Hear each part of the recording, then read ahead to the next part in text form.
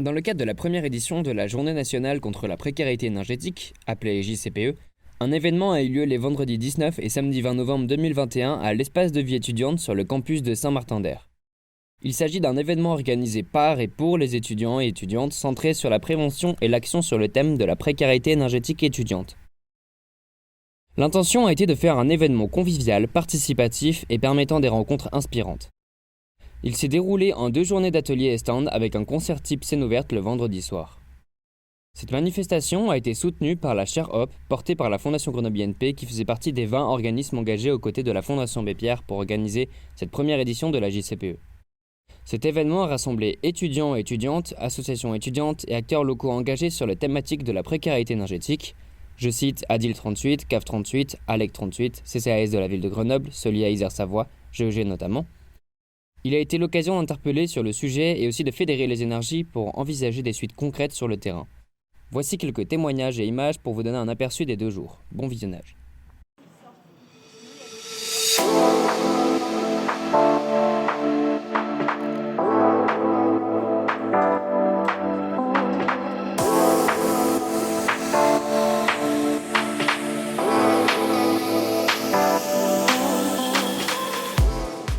Moi du coup je m'appelle Nathan Pitillon, je suis étudiant en 3e année à l'ENSUCUB et en fait je fais une année de césure, ce qui me permet de faire un stage de 6 mois à la chaire Hop. Donc en gros la chaire Hop travaille sur la précarité énergétique et moi j'ai eu l'opportunité d'organiser en fait la journée contre la précarité énergétique étudiante dans le cadre de mon stage de 6 mois. Et premièrement, moi en bossant sur la précarité énergétique, j'ai vite compris que les étudiants, ils sont pas dans les statistiques en fait des indicateurs qu'on utilise pour quantifier la précarité énergétique. Et en gros, pour résoudre un problème, ne serait-ce que politiquement, c'est super important de quantifier ça. Donc les étudiants, ils sont pas dans les statistiques. Et pourtant, en regardant quelques études en fait sur le sujet qui ont été faites à Grenoble, notamment par la chaire Hop, on voit rapidement que les étudiants, ils sont massivement touchés en fait par le sujet, et même nationalement il y a une étude sur les jeunes, donc pas que les étudiants, on voit qu'ils sont touchés, mais la solution face à la précarité énergétique qui est principalement de rénover son logement, ça correspond pas forcément à un étudiant qui reste 1 an ou 2, donc il y a vraiment un intérêt à travailler le sujet, voir quelles solutions existent, et moi c'était vraiment ça qui me tient à cœur, c'est de rassembler un peu ces solutions et préparer cet événement pour sensibiliser les gens, parce que c'est déjà une manière d'agir, de sensibiliser. Parce que ça passe par connaître les aides, connaître ses droits et connaître le sujet. Donc tout ça c'est la sensibilisation et initier des solutions en rassemblant différents acteurs, des associations étudiantes, des associations non étudiantes, des acteurs locaux qui bossent au quotidien et des bénévoles étudiants. Voilà. Mais du coup, dans cet événement, ce qu'on va retrouver déjà, c'est une approche de quelque chose d'assez convivial, que le public c'est étudiant, donc il faut que ça plaise, donc il faut que les gens y viennent. Et cette idée de convivialité, elle sert aussi à rassembler tous les gens qui sont là, parce qu'on pense qu'en les rassemblant, c'est comme ça qu'on pourrait avoir un début de solution. Et moi actuellement, ce que je réponds à un étudiant, si jamais il me dit je suis en précarité énergétique, qu'est-ce que je peux faire, c'est lui présenter le travail que j'ai vraiment souhaité porter en étant à la chaire Hop, c'est le guide de l'étudiant pour prévenir et guérir la précarité énergétique, qui en gros est un guide assez complet de tout ce qu'on a pu trouver en fait pour aider les étudiants, même si c'est un début, c'est quelque chose qu'il faut continuer à faire, et un flyer qui va de regarder dans son logement quand on le visite les points importants sur le sujet de l'énergie, quelque chose qu'on ne vérifie pas forcément, à qui je peux appeler si j'ai un problème avec mon propriétaire, c'est quoi les aides financières dont je dispose. Donc voilà, en termes de documents, c'est ça qui est le plus complet, et en termes d'événements de sensibilisation et rassembler les gens, fédérer, c'est tout ce qui se passe aujourd'hui. Bonjour, donc je suis Marie Facon, conseillère énergie à l'ALEC, l'Agence locale de l'énergie et du climat, qui couvre le territoire de la métropole grenobloise. Et là j'interviens dans le cadre de l'espace Info Énergie qui couvre tout le territoire de l'Isère. Donc là on vient présenter en fait l'appart énergie qui ressemble à un mini appartement où on va montrer des petits gestes pour économiser de l'énergie et de l'eau dans son logement. Donc voilà, on peut montrer en fait l'utilisation d'un wattmètre pour mesurer la puissance électrique de chaque appareil en fonctionnement ou en veille, et voir quels sont les appareils qui consomment même quand ils ne sont pas allumés, par exemple une cafetière ou éventuellement un chargeur de téléphone portable. On montre aussi comment remplacer le mousseur du robinet pour économiser de l'eau, parce que en fait, le mousseur va mélanger de l'air à l'eau, donc on va avoir la même sensation en se lavant les mains, mais consommer beaucoup moins d'eau.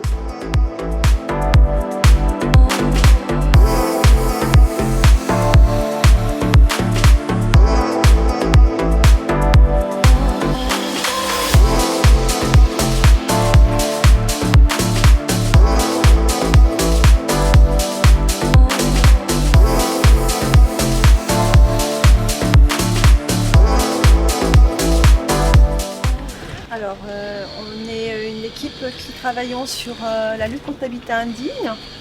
Donc, on représente Solia. Donc, Jonathan Vigneault, qui est mon binôme, est sur la partie technique et moi, je suis Marie Lamy. Je suis plutôt sur la partie sociale et accompagnement, prévention. Donc, du coup, on est là pour essayer d'accompagner les personnes qui rencontrent des difficultés dans leur logement. À savoir des dysfonctionnements, c'est souvent des problématiques de manque de chauffage, d'aération, d'humidité, de moisissure, développement de moisissure. Et donc on a un petit barnum là qui représente un logement 100% décent et justement c'est pour faire venir un ensemble de publics qui seraient concernés par les difficultés qu'ils rencontreraient dans leur logement. Je dirais que la question du mal logement concerne tout le monde, les étudiants également. La spécificité qu'on y voit aujourd'hui essentiellement, c'est qu'on remarque de plus en plus que les étudiants sont des personnes qui sont peu demandeuses vis-à-vis de la qualité de leur logement et peu informées vis-à-vis des règles de confort minimum, des règles de sécurité et sur le volet sanitaire. L'objectif aujourd'hui, c'est surtout de accélérer un recours au droit, préciser aux personnes qui viennent, pour la plupart d'entre eux, de rentrer dans leur premier logement, avec toute la naïveté qu'on peut avoir certaines fois à un certain âge, de se dire que ce logement peut-être est simplement dans nos critères de ressources et qu'à côté de ça, on ne peut pas demander la qualité minimum requise. L'idée aujourd'hui, c'est de préciser que peu importe le niveau d'investissement qu'on peut mettre dans un appartement, il y a des règles. Les règles elles sont régies d'un point de vue juridique, mais aussi par la caisse d'allocation familiale, pour qui on est là aujourd'hui, et qui doivent stipuler des notions d'habitabilité de logement. Il faut savoir que si un logement n'est pas considéré comme décent, l'allocation logement peut être suspendue. En ce sens, il est important pour nous que les étudiants soient informés et qu'ils soient surtout en capacité de constater que chez eux, il y a des choses qui dysfonctionnent. On remarque également que les étudiants, le public jeune, généralement, aura une sensation d'illégitimité vis-à-vis du fait que de leur jeune âge, ils peuvent facilement rentrer dans les travers si on leur propose un logement, on va leur dire que c'est comme ça et pas autrement, et ils vont avoir tendance à dire oui à tout et n'importe quoi. Par exemple, tout à l'heure, il y a une étudiante qui est venue spécifiquement par le biais d'un mail collectif que la CAF a envoyé à tous ses allocataires, étudiants, jeunes. Et cette personne était dans une colocation, donc c'était un T4 avec 3 chambres et un espace commun. Et il y avait 2 chambres qui comportaient aucun chauffage, par exemple. C'est pas supportable en termes de confort et vis-à-vis du propriétaire bailleur qui loue ce logement, et ça peut être pointé comme un logement non décent. J'ajouterais que la réglementation actuelle stipule les notions de confort minimum. Donc là, dans cet exemple-là, le fait qu'il n'y ait pas de chauffage dans 2 pièces est une notion non décente, donc le logement ne peut pas être considéré comme décent aux yeux de la loi. Nous, on vient là aussi en prévention et en anticipation de nouveaux textes de loi qui vont arriver, où maintenant la précarité énergétique sera aussi une partie intégrante des lois concernant la décence. Ça veut dire qu'à partir de 2023, déjà, les logements classés en G ne seront plus autorisés à la location. Classe énergie. Alors, classe énergie, voilà. Donc ça veut dire que la précarité énergétique va commencer à être pris en compte. À l'heure actuelle, un logement, peu importe le logement, sa classe énergétique n'a pas d'influence. Mais c'est des choses qui vont changer. Il faut que les gens le sachent, il faut que les propriétaires bailleurs prennent leurs dispositions en amont pour être certains de pouvoir continuer à louer leurs biens dans un futur proche. Du coup, moi je suis Fanny, je fais partie de l'Agorae. C'est une épicerie sociale et solidaire à destination des étudiants qui sont dans la précarité et qui ne peuvent pas aller dans un supermarché normal. Donc nous, notre but, c'est de vendre des articles à 10% du prix du marché pour qu'ils soient accessibles par les étudiants qui, après avoir rempli un dossier sur critères sociaux, puissent bénéficier de cet avantage, de cette aide. Et vous mettez ça en place comment ? L'Agorae, ça existe depuis 2019. Il y en a 31 en France. Ça a été mis en place par la FAGE, qui est la Fédération d'associations générales des étudiants. Et du coup, nous on en fait partie. Et, comment vous obtenez en fait ces produits a priori Ça dépend des Agorae. Nous, c'est des produits qu'on obtient par la banque alimentaire et par des dons. Voilà.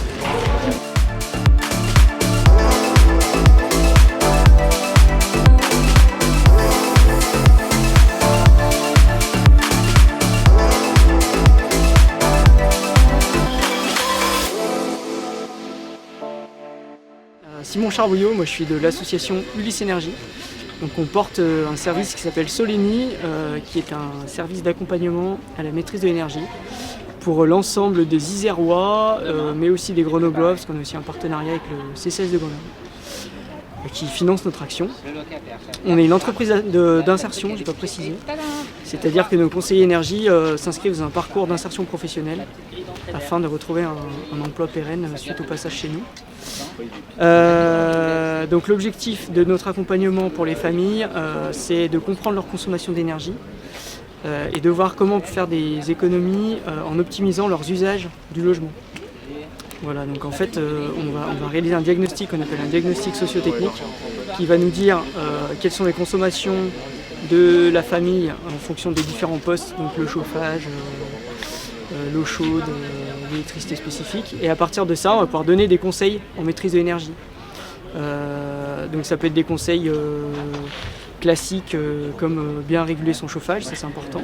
Ça peut être aussi des conseils sur l'eau, parce qu'on oublie souvent l'eau, on fait beaucoup d'économies sur l'eau, comme réduire son temps de douche, et puis on va installer des petits équipements d'économie, d'énergie et d'eau. Et du coup, la cible étudiante, ça m'apparaît intéressant que la chaire Hope travaille sur cette cible, parce qu'on est d'une part sur un public qui peut être fragile d'un point de vue financier, parce que c'est un public qui se lance entre guillemets déjà dans la vie active du mois étudiante. Ensuite, on est sur un public qui a sans doute parfois des méconnaissances. On n'apprend à personne à gérer un logement, donc c'est pour ça que Solénie on fait aussi cette action-là.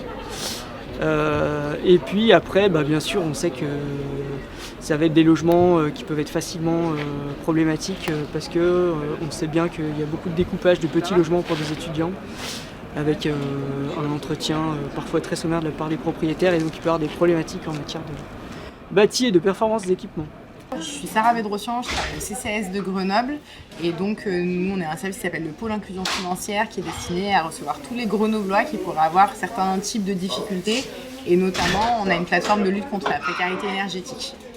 Alors aujourd'hui c'est l'opportunité, donc nous on a beaucoup travaillé avec la chaire Hope du coup par rapport à la précarité énergétique. Ils ont créé par exemple le Conformètre du coup lors d'un défi créatif, le livre Jérémy et la maison malade aussi lors d'un défi créatif en partenariat avec le CCAS, et c'est aussi l'opportunité de pouvoir venir ici rencontrer les étudiants.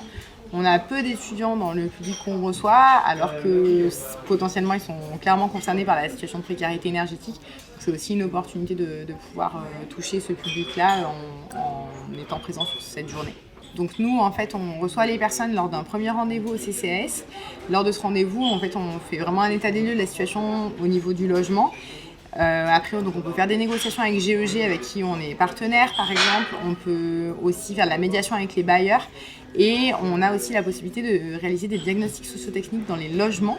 Et du coup, donc nous, on finance le diagnostic. C'est un diagnostic dans lequel il y a 2 visites, avec aussi des conseils de maîtrise de l'énergie, de la pose de matériel économe. Et à la fin, voilà, un diagnostic qui permet aux personnes d'avoir des conseils et de savoir comment mieux gérer l'énergie dans son logement.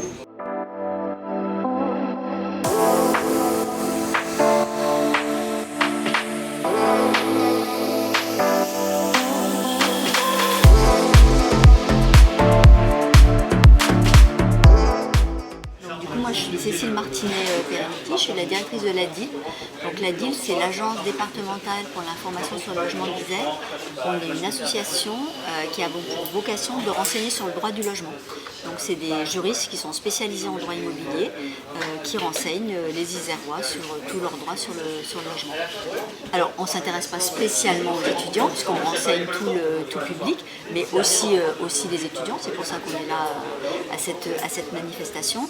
Et sur le droit du logement et la précarité énergétique, c'est parce que souvent les gens qui sont en précarité énergétique peuvent vivre dans ce qu'on appelle un peu des passoires thermiques et qu'il y a une réglementation sur les rapports locataires-propriétaires et qu'il y a des normes, les logements doivent être décents. Et donc on a un dispositif où on accompagne les locataires pour faire valoir leurs droits vis-à-vis de leurs propriétaires, notamment avec la caisse d'allocation familiale, avec les services communaux d'hygiène et de santé, avec le département. Et donc c'est dans ce cadre-là particulièrement qu'on est là en disant peut-être que vous avez froid chez vous parce que votre logement n'est pas décent et la loi est là pour vous protéger et il faut faire valoir vos droits. Alors déjà nous, les étudiants peuvent venir nous consulter toute l'année, c'est complètement gratuit et c'est un juriste qui est spécialisé en droit qui les accompagne et qui répond à toutes leurs questions. Et plus précisément sur la précarité énergétique, on les aide à faire une sorte de pré-diagnostic de leur logement. Soit c'est entre guillemets des problèmes plutôt d'exiger de son propriétaire des réparations, donc là on l'accompagne là-dedans. Si c'est quelque chose qui est plus grave, on est sur de la non-décent, on a la possibilité de les accompagner pour faire des visites de qualification de leur logement. On les accompagne dans la procédure vis-à-vis de la caisse d'allocation familiale, où la caisse d'allocation familiale, si le logement est avéré être non décent, écrira à leur propriétaire, conservera l'allocation logement et dira au propriétaire, tant que les travaux ne sont pas faits, l'étudiant ne doit verser que le reste à charge. L'allocation logement est conservée à la caisse d'allocation familiale et elle ne vous sera reversée que quand les travaux seront faits. Et donc nous, on est là pour accompagner tout au long de la procédure et concrètement, on arrive à la réalisation de travaux dans ces conditions. Par contre, la difficulté par rapport à l'étudiant et les allocataires un peu plus traditionnels, je dirais, c'est la temporalité. Parce que souvent, les étudiants, ils sont peu de temps dans leur logement. Et c'est vrai que ces procédures-là, elles sont plus longues. Mais ce qu'il faut que l'étudiant ait en tête, c'est qu'il y a peut-être un autre étudiant qui prendra la suite. Donc, tant qu'à faire, si lui peut agir sur le logement et que quand il quittera le logement il soit décent pour le prochain qui prendra la place, c'est quand même bien, quoi. Je m'appelle Youn Fejiro et je suis présidente du club Virtuose, club du Grand Cercle de Grenoble INP. Et en fait, on a un club de création artistique et on touche au départ surtout au digital, entre deux pôles, donc un pôle musique et un pôle graphisme. Donc de l'art digital, plutôt du dessin pour tout ce qui est graphisme, design, tout ça. Et côté musique, on touche à de la production musicale. Donc c'est souvent autour de samples ou créer une musique sur un ordi. C'est d'où vient le virtue de virtuose, c'était pour virtuel donc. Et aujourd'hui on a un peu plus agrandi, par exemple côté dessin, vu qu'il y a une autre association qui s'occupait d'autres types d'art, plus papier, etc.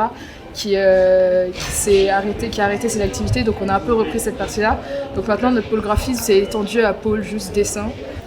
Donc on est au départ quand même une association, un club étudiant. Et aussi c'est et dans un contexte d'ingénieur. Et donc c'est pour pouvoir donner du coup à des étudiants ingénieurs des occasions de plus utiliser de leur créativité et pouvoir d'une certaine manière se défouler artistiquement et créer une communauté où ils peuvent discuter des choses qui leur passionnent en dehors de leur domaine d'études.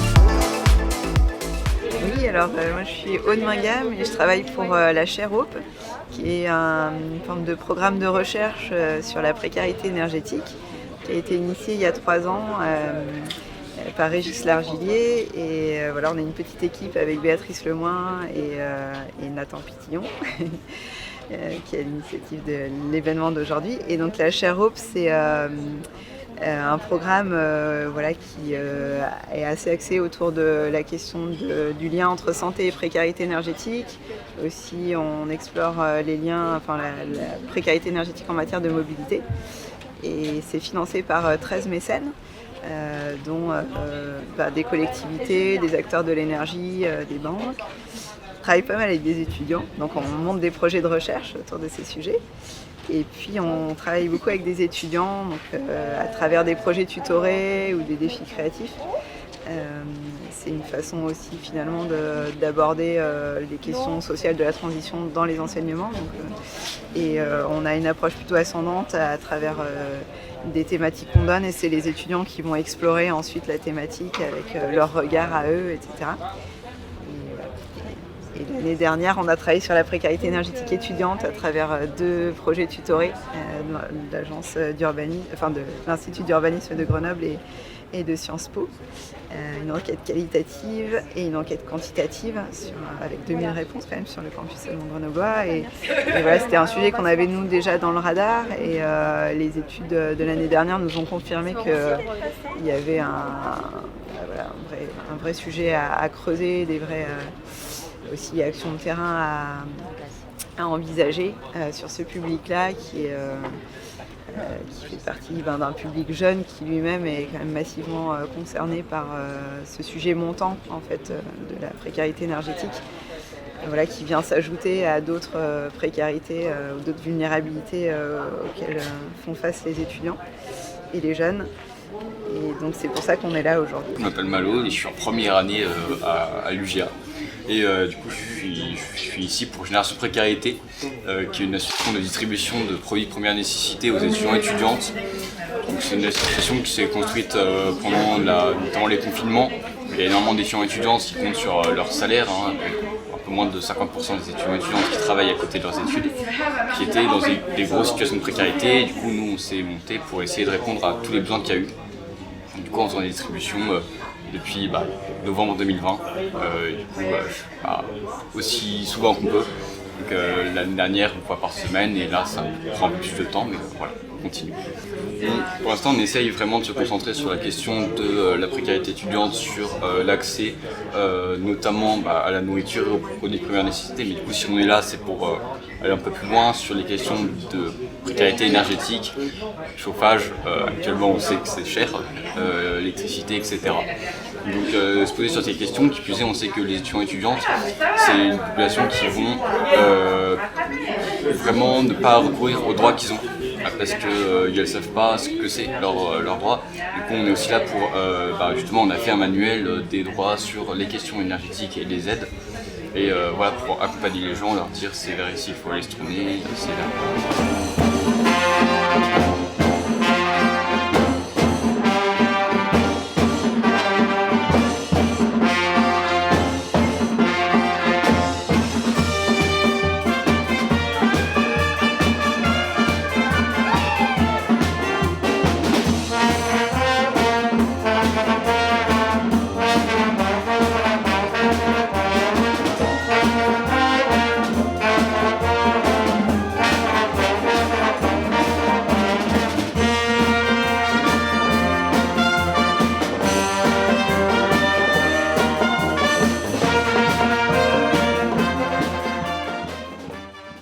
Zouaoui Abed, je suis conseiller en maîtrise de l'énergie solidaire pour les personnes en précarité énergétique au sein d'un fournisseur d'électricité et gaz et électricité de Grenoble. C'est une volonté de notre société de gérer les étudiants parce qu'on a une grande partie d'usagers et de clients étudiants au sein du GEG. Et on s'est aperçu qu'avec le temps, depuis des années, on a beaucoup de demandes d'étudiants sur la maîtrise de l'énergie et beaucoup de personnes étudiantes en précarité énergétique. Oui, tout à fait. Donc déjà d'une part, on met en place des conseils en maîtrise de l'énergie sur rendez-vous téléphonique où on reçoit notre agence Vaucanson, c'est au centre-ville de Grenoble, c'est une agence clientèle pour donner des conseils en maîtrise de l'énergie. Pour aller plus loin, on met des accords de paiement avec notre service recouvrement pour les personnes en difficulté de paiement. Ensuite, on est en partenariat avec le CCAS de Grenoble pour les personnes en difficulté qui souhaitent mettre en place des aides budgétaires et surtout aller un peu plus loin dans la précarité énergétique, bénéficier de rendez-vous diagnostiques à domicile pour essayer d'un peu d'apporter du confort dans les logements et aussi surtout sensibiliser les étudiants et tous les usagers de Grenoble. Du coup, je m'appelle Éléonore Alouis, je suis en L1 de psychologie. voilà, à l'UGA du coup, à Grenoble. Alors du coup moi j'ai vu l'événement, une annonce du coup qui recherchait des bénévoles sur Facebook. J'étais disponible à cette date-là. En fait au début je ne savais pas que j'étais disponible, mais en tout cas c'est vrai que l'événement m'a intriguée. Je me suis posé la question, je me suis dit je connais pas trop. C'est vrai que moi je suis quelqu'un de très engagé aussi et j'aime bien aussi aider les autres. Et la précarité énergétique étudiante on n'en parle pas assez. Et en connaissant aussi des gens dans mon entourage proche qui sont touchés aussi par cette situation-là, qui ont aussi des appartements qui sont pas conformes, qui sont pas aux normes et avec des problèmes de chauffage, qui ont froid, qui dorment mal et tout ce que ça engendre. Je me suis dit aussi que moi me concerner sur cet événement-là, ça pourrait permettre aussi d'après permettre de diffuser ça aussi autour de moi et de leur expliquer aussi ce qui se passait en comprenant mieux la situation parce que c'est vrai qu'on n'est pas bien informé. Et même en tant qu'étudiante, c'est toujours important et intéressant là d'apprendre aussi des astuces à mettre en place chez soi. Et puis aussi au niveau comme il parle de la naïveté, de ce qu'on peut tomber sur des logements et pas se demander est-ce que c'est aux normes, est-ce que c'est adapté et juste prendre ce qu'on peut avoir en fait.